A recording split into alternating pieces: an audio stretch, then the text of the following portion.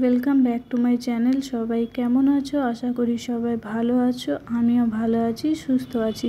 তো আজকে সকালটা শুরু করলাম বৃষ্টি দিয়ে। দেখতেই পাচ্ছ আমাদের এখানে কত পরিমাণ বৃষ্টি হচ্ছে। তো দেখো কত জোরে বৃষ্টি শুরু হয়েছে সকাল থেকেই। তো দেখতেই পাচ্ছ বৃষ্টিটা। চলো এরপর আমি চাটা করে নিই। তো এখানে দেখতে পাচ্ছ দুধ দেওয়া চা আমার প্রায় হয়ে এসেছে। এবার চাটা আমি ভালো করে ফোটানো আমার মোটামুটি হয়ে গেছে। এবার নামিয়ে চাটা খেয়ে নেব। আর এইদিকে দেখো ছেলের জন্য দুধ আর ভিজিয়ে রেখেছি। তো এটা এবার খাইয়ে দেব ওকে। দুধ আর চকোস ওকে আমি খেতে দিয়ে দেবো। তো এখনও দুধ চকোস খাবে। তারপর এই 11টা অমনি টাইমে ওকে একটা কেক দিলাম খাওয়ার জন্য। কারণ ওর সকাল টাইম ভাত খাওয়ার আগে দুবার কিছু না কিছু খাবার ওকে দেওয়াই হয়। তো দেখতে পাচ্ছ ও হাত থেকে কেড়ে নিচ্ছে খাওয়ার জন্য। তারপর ওকে আমি দিয়ে দিলাম।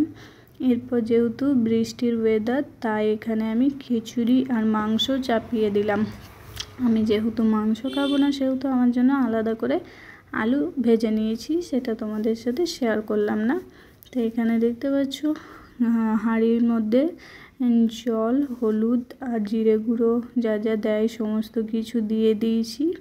তো আমি খিচুড়িটা করিনি, আমার বর করেছে। দেখতে পাচ্ছ সমস্ত রকম সবজি মিশিয়ে দিয়েছি।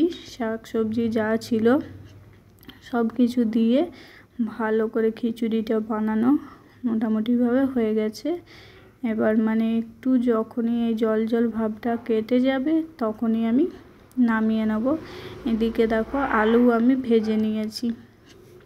কড়াইয়ে আলু চাপানো ছিল, আলু আর পটল ভাজা। তো যেহেতু আমি মাংস খাই না, সেহেতু আলু আর পটল ভাজা দিয়ে আমি খিচুড়ি খাবো। তো খিচুড়িটা কিছুক্ষণ ফুটিয়ে নিচ্ছি। তার কারণ হলো জলটা যতক্ষণ না মরে যায়, তারপর নামিয়ে নেব। আর এই সাইডে দেখো আমার মাংস প্রায় রেডি হয়ে গেছে। চলো তাহলে মাংসটা আমি নামিয়ে নিই। খাওয়া দাওয়ার পর বিকেলে দেখো এখানে আমাদের বিয়ে বাড়ি ছিল। আমাদের বিয়ে বাড়ি না, আমাদের পাশের পাড়ায় বিয়ে বাড়ি। তো এখানে